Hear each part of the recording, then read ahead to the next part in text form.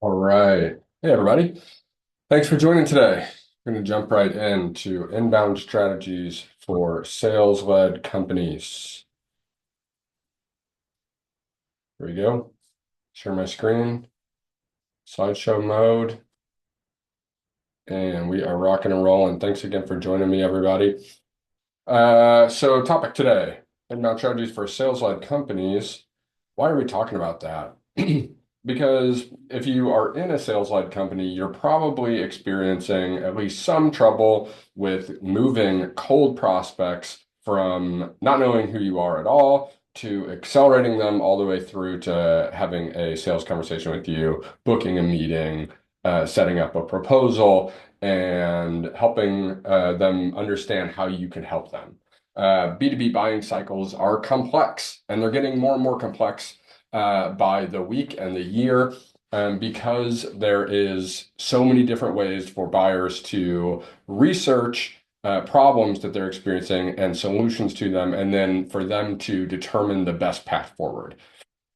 And we've all seen this graphic before, the Gartner B2B buying journey, that shows just how complex it's gotten. This has probably been discussed ad nauseum, but it's a good way to just kind of set up why we probably want to be looking at how to diversify how leads are able to find us. And we're going to do that with some inbound strategies. And that's what we're going to talk about. Which brings me to marketing and sales alignment. So one of the main challenges with getting marketing to work in a sales-led organization is getting marketing to align with sales. Most of the time, you as the salesperson, I should say, house all of the deep knowledge and information about how to guide a potential client to your services. You know how to get in there and do discovery, and understand their needs so that you can set up solutions for them. And whenever we try and get marketing to replicate that process, we run into a lot of barriers and a lot of challenges. So we need those processes to be aligned from the start for it to even have a chance. So we need to be tracking the same metrics. We need to be centralizing our data, and making sure that marketing activity aligns with what sales is measuring as well, and that we have a feedback loop from sales to marketing to help continue to streamline and align those processes together. So we're going to dive into this multi-channel strategy over here that you see, but I just want to start by just showcasing that is what we're doing no matter what our strategy is. We're moving people from becoming aware and then turning into a lead for us, somebody who has expressed some interest in the solutions that we provide, and then moving them to a meeting. That's most likely the customer journey that we're going to be attempting to shortcut and accelerate. So that's what we're going to be talking about today. And some of the main big issues that people face with this, particularly in smaller companies, are inconsistent lead flow. So not being able to even create awareness and get people in to become a lead in the first place. So, we're kind of like hurt from the very beginning. We don't even know how to fill our inbound strategy. We have over-reliance on personal networks, makes it very hard to scale growth. Trouble differentiating. Once we're in conversations and we're having a one-on-one conversation, it's much easier to stand out and build trust. But if we're just talking to cold markets and cold audiences, then we probably are experiencing a little bit of difficulty trying to just stand out and differentiate. Limited bandwidth on your team, growing your network and working leads is just a pure bandwidth issue. Difficulty measuring ROI, and all of this kind of leads to the problem of just random acts of marketing. You're just creating new initiatives, you launch them, they kind of fall apart, then you circle back and what happened to that blog strategy that we launched, and oh, we didn't really get anything from it, so we kind of shifted our focus and priorities somewhere else. Random acts of marketing are business killers, so that's what we want to avoid. I want to demonstrate just what a little bit of concerted effort can do and how it can change outcomes for you drastically. This is a very simple example, but very effective strategy that we implemented for the CPA consulting firm they were promoting webinars. They were already getting people into their webinar. They were mainly promoting it in an email list that they were recycling. So they weren't reaching cold audiences as much, but so we started there. We got cold audiences to become aware of the webinars. We were driving people to sign up for the webinars there. But the problem was, great, people showed up, they participated in the webinar, we sent them the replay afterwards, and then crickets. And we didn't have a way to help move people forward into the sales process. We weren't aligned with what the actual goal of this marketing initiative should be, which is to start conversations and to book meetings, not just to create awareness. So we added on the back end and offer to get these engaged contacts who were becoming aware of our webinar and aware of our services and aware of our brand. We gave them a lead offer or a lead magnet to get them to raise their hand and say, actually, I could use some help with this. And we started getting conversion rates on that. You can see here, this is a recent campaign. It just ran for a webinar that was on January 16th. We had 56 signups for $35 per signup, and 20 people out of those 56 converted for the offer, the EBITDA multiple matrix, which is just a resource that helps you understand how your company valuation works a little bit better. I'm not a CPA, so don't ask me specifically how that resource works exactly, but we got it out there, and 20 of the 56 people of this webinar took it. And then from there, we followed up again with an offer for a free consultation to help implement this lead offer. With our expert guidance, we can reduce your risk of failure with this tool. We can accelerate outcomes for you. And we had 5 people take us up on that, and we were able to close 1 deal. So by adding this strategy to the back end of our awareness campaign that we were running and aligning sales and marketing, we were able to drive significant sales and revenue outcomes. So it's very important. I should have just called this whole webinar marketing and sales alignment, because that's what we're talking about when we're talking about inbound marketing. Outbound marketing is a strategy of engaging with prospects. You're in control of reaching out and finding prospects that you can get to engage with you about your solutions. Inbound marketing, on the other hand, is the strategy of attracting prospects to engage with you. So the prospect's in control, and typically you're just limited by reach and probably a little bit of qualification and targeting, but then process efficiency. How do you get people from step 1 in your process to take the next steps, the subsequent steps that it requires for someone to build trust with you and want to start that sales, those more sales activities with you? And we need to think through that. And the best way to do that is to map it out. So ask yourself, how do prospects go from unaware to meeting with you? What can you do to influence how your ideal clients discover you and take the desired steps? Because essentially what we're doing here is we're mapping out. It's not a perfect world. Not everybody's going to go from each step through this like a perfect linear customer journey. That is true. But we do now have some steps that we're able to measure, and we're able to map out and say, what else can we do to maybe move someone from lead to meeting? What can we put in between those steps that can help get them over there? And that's how we design an inbound strategy. And again, it's all leading up to sales alignment, getting them into sales conversations, getting them into a meeting. So that's what we're talking about. Do you know every step of your customer journey? Do you know how a person who has never heard of you before becomes a lead exactly? Okay, well, then maybe that's something that we need to work on. If you answered no. So inbound milestones, this is obviously a sort of rudimentary graphic of a funnel, a very popular tool and visualization of, how to move people from one objective to another. And we're going to simplify it down to these 4 things that we can track and measure. And that's what creates a funnel. A funnel is just the activity that you track and measure. It's not a customer journey. It's just how you measure success for an initiative and a strategy that you're running.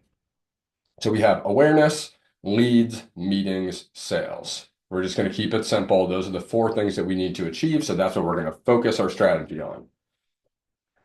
So what we should be doing is, from awareness, we should be asking ourselves, what next for prospects? keep the conversation going, adding value at each steps. We're helping create a path to, wanting to decide that you're the right fit for them to get on a meeting and start talking serious business. So we need an awareness offer, and we need a lead offer and a meeting offer. That's how I look at this. We need offers, things that are going to address specific needs of our customers and help them make the decision. Because if we just float something out there for them, the conversion rate on that's probably going to be very low. So we need to be strategic about it. So how do you do this? First, you need to this may be obvious, but you need to know what your prospects care about. So we need to get specific about who are they for each of these inbound strategies. Who are they? What do they want? What's stopping them? And what knowledge are they missing from achieving what they want? And that's going to be the basis of our inbound strategy. Likely the same types of questions that we need to answer for our outbound strategy and for our sales process. But for inbound strategy, we're going to need to be very efficient. So we need to make sure that we're hitting on this. So we need to do our research. There's plenty of research out there. Talk to your clients. Just go look in forums like this, specifically looking at the CPA firm that we were just talking about, how to value a business. You can go get the language from your customers about how they talk about these problems, and put that into how you're building your strategy. So start there. Then we have awareness offers. Awareness offers are the bait, essentially, of how someone is going to pay attention, because they're getting bombarded with all these messages all day, whether it's on LinkedIn or in their Instagram feed or wherever they're giving their attention. We need to be able to stand out, differentiate ourselves just a little bit, but ultimately we need to make sure that the right people see us and that they're saying, this is for me. So you can see this red graphic, you may have even converted into this webinar from this graphic. I have an audience call out in the top, consulting, that stands out in a different color. Because the ultimate goal of awareness is to have the people that are the right fit quickly self-identify that this is for them.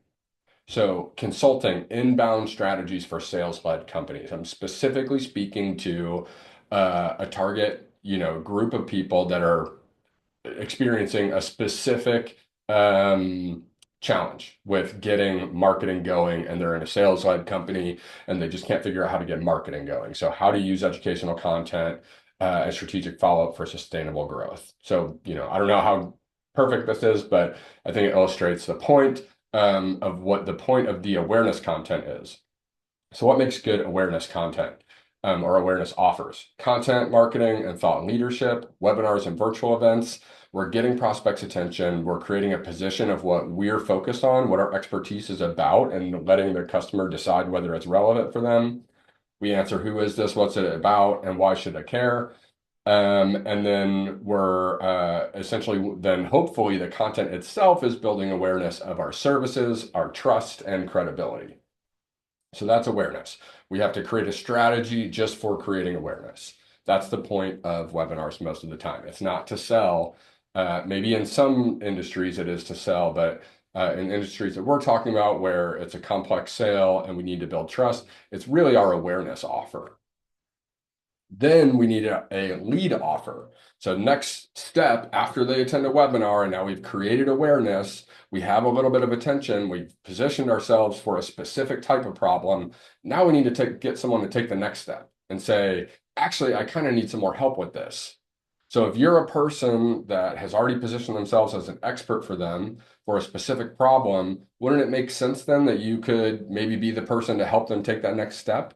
So we turn our awareness into action with a lead offer. So help customers solve a specific problem. It's not about your product or service, but it should correlate with your other offers. It should be tightly aligned with, the conversation you're trying to create, the story that you're telling.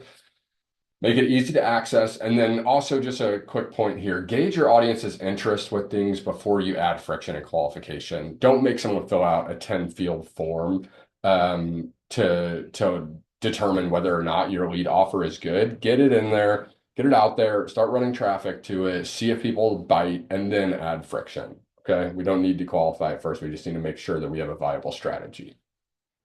So here's some lead offers. This is a guide or a white paper on automation planning, or a end-to-end manufacturer IT systems audit. So making it really easy for people to just take the next step in solving a specific problem.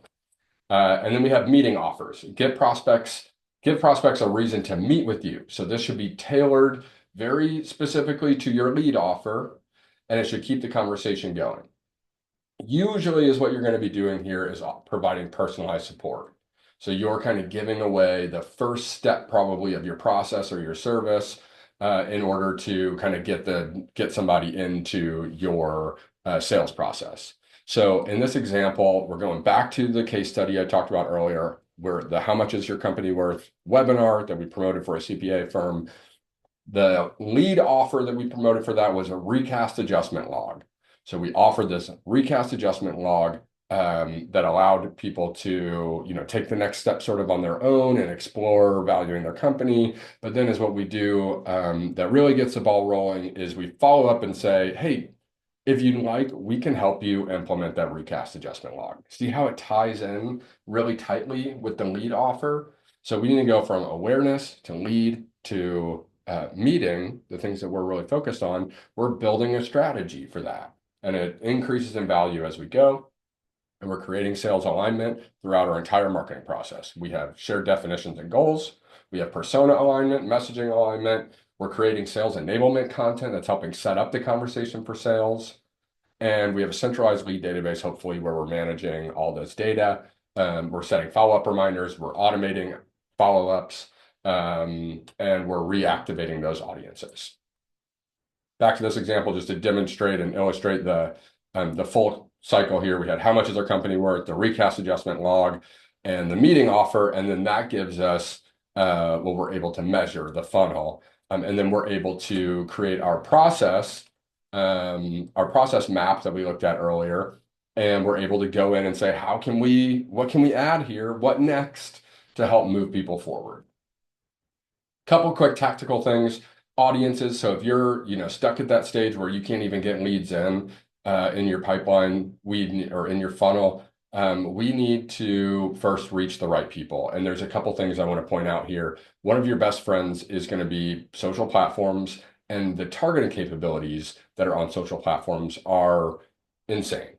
One of those things is contact lists. So, if we're talking about LinkedIn, Facebook, Instagram, we can associate people's profiles on their social accounts to contact lists. So their first name, last name, email, job title, company name, all these things are identifiable with their profile. So if we create a list and upload it, we can match our contact list to our profiles and build an audience and make sure that we're only spending advertising dollars on people that are a good fit.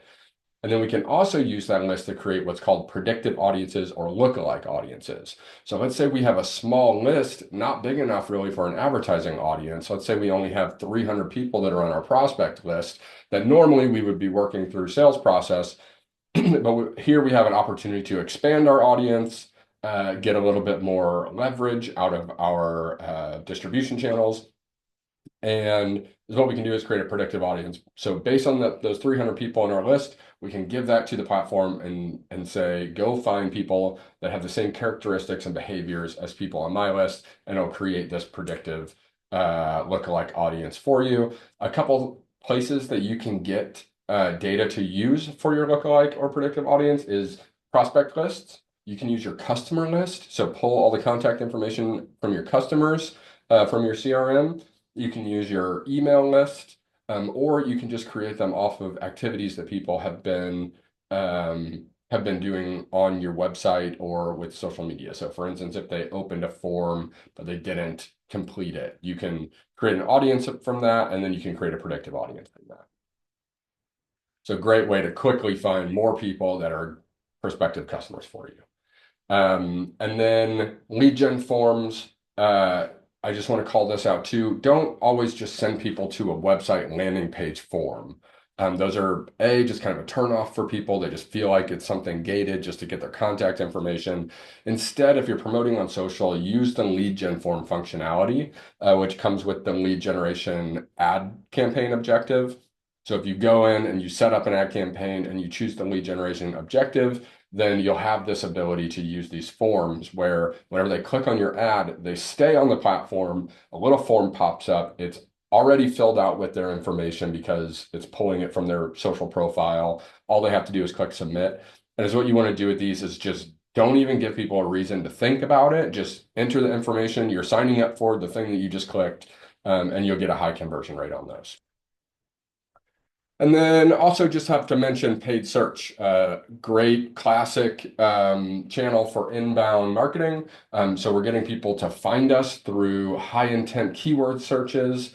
It's highly competitive and it has a little bit less control over targeting. But this is just another strategy to get your lead offer in front of people. So here's an example. If we're going back to the CPA firm again, for company valuations, this company, instead of going, that route with what they were doing with webinars, they created this tool that whenever you search, you find the tool, and then to get your data, you put in your contact information and you become a lead for them. So paid search is another way to increase your reach and create awareness.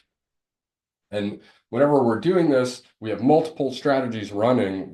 We kind of build out a multi-channel strategy, which is going to increase our effectiveness across the board. So now we have predictive audiences on social that's attracting people to our lead offer. We are using outbound and email and social direct messages to create awareness of our lead offer. We have people finding us through search that are finding our lead offer. And then all these people, we're following up and personalizing our follow-up to them to get them to book a meeting with our meeting offer because we've thought that through. We have an aligned strategy. So this is how inbound marketing can create significant returns for you. It becomes a very streamlined and can even become a very automated approach that's just bringing business to you. Some of the common pitfalls to watch out for, though, are poorly defined buyer personas. So make sure you're very granular, very descriptive, and you really, really understand the problems that you're addressing with your offers and with the communication that you're designing around your offers. Misalignment with overall business strategy. This is a big one. Obviously, you don't just want to be throwing out weak offers just to get people to fill out a lead form. You want it to align very tightly with your overall business strategy. So that's why we need to visualize this in our process map that we showed originally. Ignoring the buyer journey, just focusing on top of funnel, just trying to get leads in without really thinking through the full process. And just lack of distribution in general. The idea that you can just build it and they will come is pretty false. So you need to have a way to get this in front of people through detailed targeting, using your prospect lists to create your audiences and making sure that this is getting out in front of people so that you're getting feedback on how successful it is. And that's really what I wanted to cover today. How to really think through how to make inbound work for sales-led companies. And just for signing up, this is a new thing. I haven't actually done this with anybody else, but I want to just offer anybody who signed up for this webinar the opportunity to just set some time aside with me, and we will build an inbound strategy or a multi-channel strategy just like this for you. We'll map out what are the steps to get people to go from awareness to lead to meeting so that you can put traffic through it, measure it, and see if it aligns with your sales and you can get some traction with it. We'll create a contact list if that's something that you want to do. I'll show you exactly how to do that, how to enter your criteria, find out how big of an audience you have to target. And then we'll even estimate the budget, the potential results of a campaign, and determine ROI based on your customer's lifetime value. So we can look at all of that together in just sort of an informal meeting. Hopefully that gets you started and off on the right foot. And then, of course, if we get to that point, I'll probably give you a proposal of what it would look like to help you run this strategy. But if it's not a good fit for you, no worries at all. So that's what we're doing here. Building inbound strategies, and I really appreciate you taking time to watch this. I hope this was helpful. I'm gonna just shoot you a link to this in an email. So if this interests you at all, just reply back and we'll find some time to meet. So thanks a lot. I appreciate it. You guys have a great rest of your day.